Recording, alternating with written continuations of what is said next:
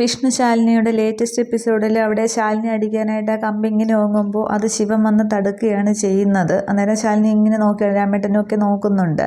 അതിനുശേഷം നല്ല രീതിക്ക് അവിടെ ഫൈറ്റ് നടക്കുന്നുണ്ട് ശിവനാണെങ്കിൽ. അന്നേരം ആ മാത്തച്ഛൻ ചോദിക്കുന്നുണ്ട്, ഇവനാരാ ഇപ്പോൾ വന്നിരിക്കുന്നതെന്ന് ചോദിക്കുകയാണ്. അന്നേരം ഇതാണ് ശാലിനിയുടെ പുതിയ രക്ഷകൻ എന്ന് പറയുന്നുണ്ട്. തുടർന്ന് ഇടയ്ക്ക് വെച്ച് അടി ഉണ്ടാക്കുമ്പോൾ ശിവനാണെങ്കിൽ ഓടി വന്ന് ശാലിനി അടുത്തേക്ക് വരുന്നുണ്ട്. ശാലിനി കുഴപ്പമൊന്നുമില്ലല്ലോ എന്ന് ശാലിനി ഒന്ന് പിടിക്കുകയാണ്. അപ്പോൾ ശിവനെ തല്ലാനായിട്ട് ഓരോരുത്തർ വരുമ്പോൾ കമലൻ വന്ന് തടുക്കുന്നുണ്ട്. അങ്ങോട്ടും ഇങ്ങോട്ടും കമലിനും തല്ലുന്നുണ്ട്, അവരെ ശിവനും തല്ലുകയാണ്. അന്നേരം ശിവൻ്റെ ആ ഫൈറ്റ് കണ്ടിട്ട് മുടിയൊക്കെ ഇടുന്നതൊക്കെ കണ്ടിട്ട് മാത്തച്ഛൻ പറയുകയാണ്, അത് കലക്കി കൊള്ളാമെന്ന്.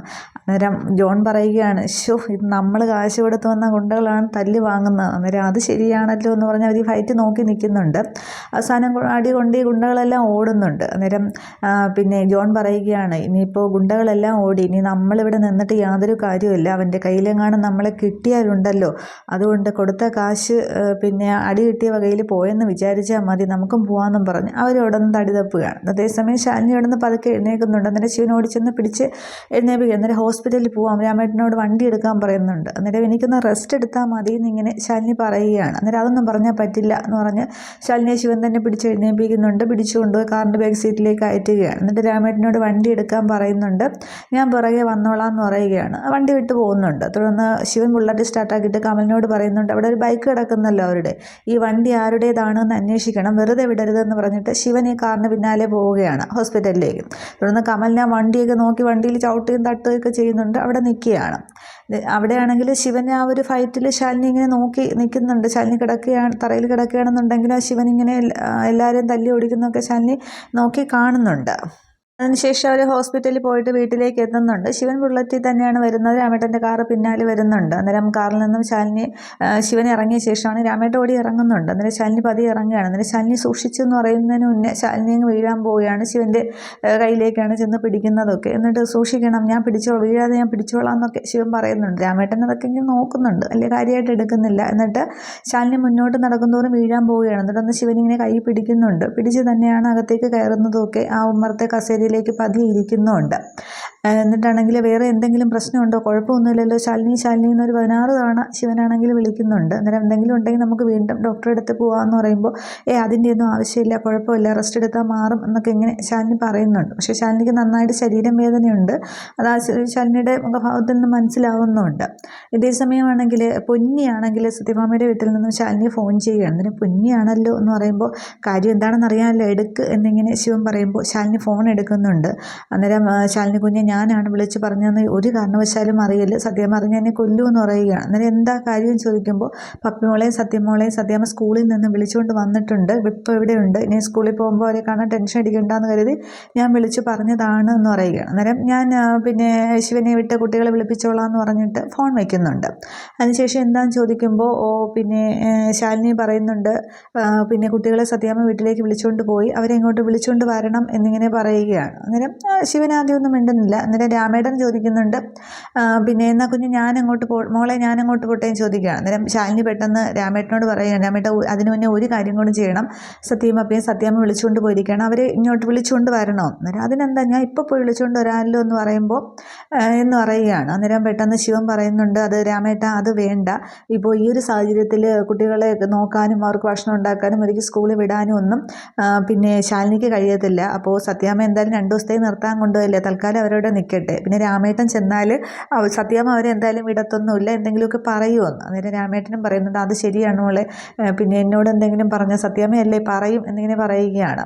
അന്നേരം നിർത്താൻ കൊണ്ടുപോയില്ല, 2 ദിവസം ഇവിടെ നിന്നോട്ടെ എന്ന് പറയുമ്പോൾ ശാലിനി പിന്നെ ഒന്നും മിണ്ടുന്നില്ല. എന്നിട്ട് ശിവൻ പറയുന്നുണ്ട്, രാമേട്ടൻ എങ്കിൽ ആ പെയിൻ കില്ലർ ചൂടുവെള്ളത്തിൽ പുരട്ടാനുള്ള ഇത് കുഴമ്പൊക്കെ ഉണ്ടല്ലോ, അതൊക്കെ ഒന്ന് വാങ്ങിച്ചുകൊണ്ട് വരണേ, 2 അധികം വാങ്ങിച്ചോ എന്നൊക്കെ ഇങ്ങനെ പറഞ്ഞിട്ട് ഇതായി പൈസ കൂടി വെച്ചോ എന്ന് പറഞ്ഞിട്ട് രാമേട്ടൻ്റെ കയ്യിൽ കൊടുത്തു വിടുകയാണ്. രാമേട്ടൻ ഇപ്പോൾ വാങ്ങിച്ചുകൊണ്ട് വരാമെന്ന് പറഞ്ഞ് പോകുന്നുണ്ട്.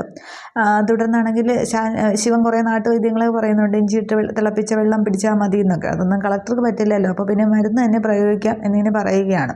എന്നിട്ട് പിന്നെ കുട്ടികളെ എന്തായാലും 2 ദിവസം അവിടെ നിൽക്കട്ടെ എന്ന് പറയുമ്പോൾ പിന്നീട് ശാലിനിയൊന്നും മിണ്ടുന്നില്ല. അതിനുശേഷം ശിവനാണെങ്കിൽ താക്കോലെടുത്ത് വീട് തുറക്കുകയാണ്. എന്നിട്ട് പറയുന്നുണ്ട്, എന്ത് വേണമെങ്കിലും പറഞ്ഞോളണം, 1-2 ദിവസത്തേക്ക് ഞാനൊരു അസിസ്റ്റൻറ്റിൻ്റെ പണിയെടുക്കാൻ പോവുകയാണ്, ഞാനായിരിക്കും ഭക്ഷണം വരെ ഉണ്ടാക്കുന്നത് എന്ന് പറയുകയാണ്. അന്നേരം അത്രയ്ക്ക് കടുത്ത ശിക്ഷ വേണോ എന്നിങ്ങനെ ശാലിനി ചോദിക്കുമ്പോൾ അത് 2 ദിവസത്തേക്കല്ലേ സഹിച്ചേ പറ്റുകയുള്ളൂ, എന്ത് വേണമെങ്കിലും പറഞ്ഞോളണമെന്ന് പറയുകയാണ്. തുടർന്നൊരു ചായ എടുക്കട്ടെ എന്ന് ചോദിക്കുകയാണ്. അന്നേരം എടുക്കാമെന്ന് പറയുന്നുണ്ട്. അന്നേരം അതിന് മുന്നേ ഓക്കെ ആണെങ്കിൽ ഒന്ന് ചിരിച്ചതെന്നൊക്കെ ശാലിനിയോട് പറയും. ശിവൻ ആകെ വലിയ ഉത്സാഹത്തിലാണ്. പക്ഷേ ശാലിനിക്ക് എന്തോ ഒരു ചെറിയ ബുദ്ധിമുട്ട് പോലെ കാണിക്കുന്നുണ്ട്. അത് പക്ഷേ ശിവൻ മൈൻഡിന് എടുക്കുന്നുമില്ല. എന്നിട്ട് ചായ എടുക്കാമെന്നും പറഞ്ഞ് ശിവനങ്ങ് അകത്തേക്ക് പോവുകയാണ്. ഇതേസമയം ശാലിനിയാണെങ്കിൽ അടി കൊണ്ട് ശാലിനിക്ക് ആ വയറിലും കയ്യിലും ഒക്കെ നല്ല വേദനയുണ്ട്. അടിയുടെ സീനൊക്കെ ശാലിനി ഇങ്ങനെ ഓർത്ത് ഇരിക്കുന്നുണ്ട്. അന്നേരം ഇവിടെയാണെങ്കിൽ ഇപ്പോൾ വീട്ടിൽ ശാലിനിയും ശിവനും മാത്രമാവുകയാണ്. കുട്ടികൾ അവിടെ സത്യാമ്മയുടെ കൂടെ നിൽക്കുകയും ചെയ്യും. അങ്ങനത്തെ സീനൊക്കെയാണ് വരാൻ പോകുന്നത്. ഇതേസമയം അവിടെ അരുണയുടെ വക്കീൽ ഓഫീസിൽ ഗാർഗി അരുണയാണെങ്കിൽ വിളിച്ച് വരുത്തുന്നുണ്ട്.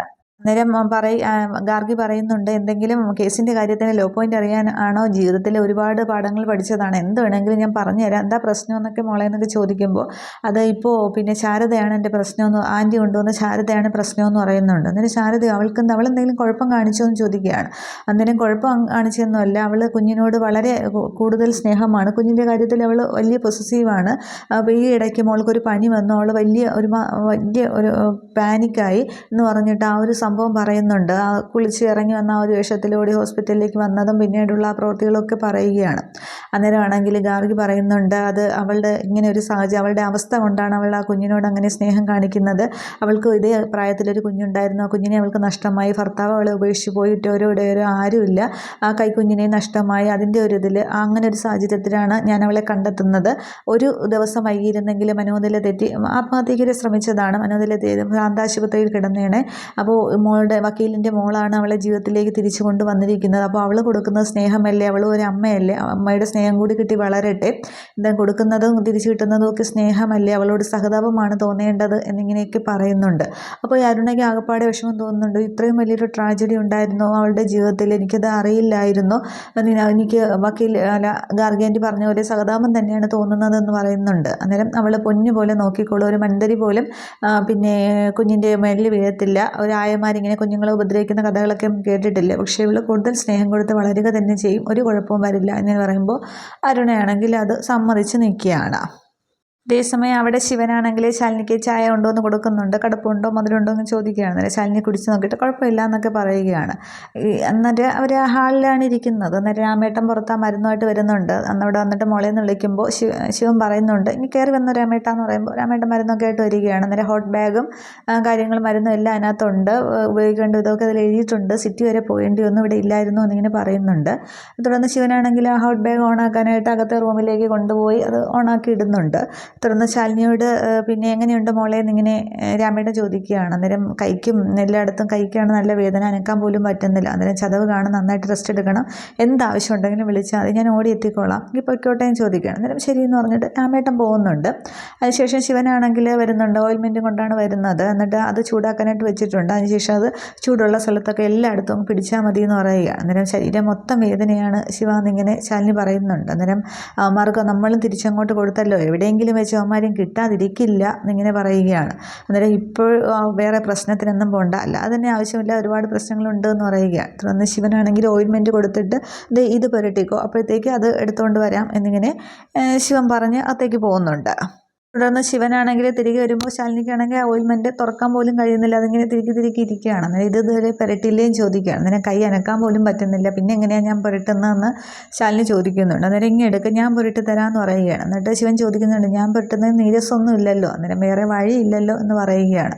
തുടർന്ന് ശിവനാണെങ്കിൽ ശാലിനിയുടെ കൈയെടുത്ത് തൻ്റെ തോളത്തേക്ക് വയ്ക്കുന്നുണ്ട്. എന്നിട്ട് ആ നീരുള്ള ഭാഗത്ത് ഇങ്ങനെ ഓയിൽമെൻറ്റ് പുരട്ടുകയാണ്. ഇവിടെയൊക്കെ നീരിങ്ങനെ കല്ലിച്ച് കിടക്കുകയാണെന്ന് പറഞ്ഞിട്ട് ഇത് പുരട്ടിയിട്ട് ആ ഹോട്ട് ബാഗ് വയ്ക്കുമ്പോൾ എല്ലാം അങ്ങോട്ട് നീരെല്ലാം പൊയ്ക്കോളും, എല്ലാം ശരിയാവുമെന്ന് പറഞ്ഞ് ശിവൻ ഇങ്ങനെ കയ്യിലിങ്ങനെ പുരട്ടുകയാണ്. അന്നേരം ശിവൻ ഇങ്ങനെ ശാലിനിയെ നോക്കുന്നുണ്ട്. ശാലിനിയും ശിവനും ഇങ്ങനെ പരസ്പരം ശ്രദ്ധിക്കുകയാണ് ചെയ്യുന്നത്. അതിനുശേഷം കൈ ഇങ്ങനെ താഴോട്ട് മാറ്റി വെച്ചിട്ട് ഹോട്ട് ബാഗ് വെച്ച് ചൂടിങ്ങനെ പിടിപ്പിക്കുന്നുണ്ട്. ശാലിനിക്ക് വേദനിക്കുകയൊക്കെ ചെയ്യുന്നുണ്ട്, പക്ഷെ പതുക്കെ ശിവൻ്റെ കയ്യിലും ചൂടാവുന്നുണ്ട്. നല്ല രീതിക്ക് ശിവനത് പിടിച്ചു കൊടുക്കുകയാണ്. എന്നിട്ട് പറയുന്നുണ്ട്, ഇനിയിപ്പോൾ വൈകുന്നേരത്തിനകം വേദനയെല്ലാം പമ്പ കിടക്കുമെന്ന് പറയുകയാണ്. അന്നേരം ഇങ്ങനെ മാറാനാന്നൊക്കെ പറഞ്ഞ് ശാലിനി പറഞ്ഞ് നമുക്ക് കഴിക്കാൻ എന്തെങ്കിലും ഉണ്ടാക്കണ്ടേ എന്ന് പറയുകയാണ്. അന്നേരം ഈ അവസ്ഥ അവസ്ഥയിലോ അന്നേരം അല്ലാതെ പിന്നെ എന്ത് ചെയ്യാനാ എന്ന് പറഞ്ഞ് നിവർത്തിയില്ലല്ലോ എന്ന് പറഞ്ഞിട്ട് ശാലിനി പതിയെ അങ്ങോട്ട് എഴുന്നേൽക്കുമ്പോൾ ശാലിനിക്ക് കാല് കൊണ്ട് അങ്ങ് വീഴാൻ പോകുന്നുണ്ട്. അന്നേരം ശിവനോടെ ഇരിക്കുകയാണ്. അന്നേരം ശിവൻ്റെ മടിയിലേക്ക് തന്നെയാണ് ഇങ്ങനെ കൈ കുത്തുന്നതൊക്കെ. അന്നേരം ശിവൻ അങ്ങ് പിടിക്കുകയാണ്, എൻ്റെ കൊണ്ട് ശാലിനി അങ്ങ് പിടിക്കുന്നുണ്ട്. അന്നേരം ഇങ്ങനെ നോക്കുകയാണ്, ശിവനെ നോക്കുന്നുണ്ട്, ശാലിനിയും നോക്കുന്നുണ്ട്. അന്നേരം ശിവൻ പെട്ടെന്ന് കണ്ണു മാറ്റിയിട്ട് പറയുകയാണ്, അതാണ് ഞാൻ പറഞ്ഞത്, റെസ്റ്റ് എടുത്താൽ മതി, ഞാൻ ഉണ്ടാക്കാം. അന്നേരം ശിവന് അടുക്കള പണിയൊക്കെ വശമുണ്ടോ എന്ന്. അന്നേരം പിന്നെ ഇങ്ങനെയൊക്കെയല്ലേ ചെയ്ത് പഠിക്കുന്നത്, ഒരു തലവേദന വന്നാൽ വിക്സ് ഇട്ട് പുരട്ടാൻ പോലും എനിക്കറിയില്ലായിരുന്നു, പക്ഷേ ഇപ്പം ചെയ്യുന്നതൊക്കെ കണ്ട ദൈവം തമ്പുരാൻ പോലും പൊറുക്കില്ല, നമുക്ക് ശ്രമിക്കാം, പിന്നെ ഇരുന്ന് ശാലിനി കാര്യങ്ങളൊക്കെ പറഞ്ഞു തരാനായിട്ടുണ്ടല്ലോ, അതേ പറ്റുള്ളൂ എന്ന് പറഞ്ഞിങ്ങനെ ഇരിക്കുകയാണ്. അന്നേരം ശാലിനിയും ശിവനും ഇങ്ങനെ കണ്ണുകൾ പരസ്പരം നോക്കുന്ന ഒരു സീനും കാണിക്കുന്നുണ്ട്. ഇത്രയുമാണ് ഈ ഒരു എപ്പിസോഡിൽ ഇവർ കാണിച്ചു കൂട്ടുന്നത്. അപ്പോൾ ഇവർ ഇനി അടുത്ത ഇതിലും ശിവനാണെങ്കിൽ ഭക്ഷണമൊക്കെ ഉണ്ടാക്കും, ശാലിനി പറഞ്ഞു കൊടുക്കുകയും ചെയ്യും. ഇനി ശാലിനിയുടെ ആ വലത് കൈയാണ് പിന്നെ സുഖമില്ലാതിരിക്കുന്നതൊക്കെ. അപ്പോൾ ഇനി ഭക്ഷണം വാരി കഴിക്കുന്നത് എങ്ങനെയെന്നാണ്, അതും ഇനി ശിവൻ വാരി കൊടുക്കുന്ന സീൻ ഉണ്ടാകുമോ ഇല്ലയോ എന്നുള്ളതാണ് കാണേണ്ടത്. പിന്നീട് റൂമിലേക്ക് പോകുമ്പോഴും ശാലിനി എഴുന്നേൽക്കുമ്പോൾ വീഴാൻ പോകുന്നതൊക്കെ ഉണ്ട്, അപ്പോഴും ശിവൻ പിടിക്കുന്ന സീനൊക്കെ ഒരു പ്രൊമോയിൽ വന്നിട്ടുണ്ട്. ഇതൊക്കെയാണ് അവർ കാണിച്ചു വെച്ചിരിക്കുന്നത്. എന്തായാലും സത്യം പപ്പിയില്ല, ശിവനും ശാലിനി മാത്രമാണ്. ഓക്കെ, ബാക്കി ഇനി എന്താകും എന്നുള്ളത് നമുക്ക് വരും എപ്പിസോഡിൽ കാണാം. Okay, thank you.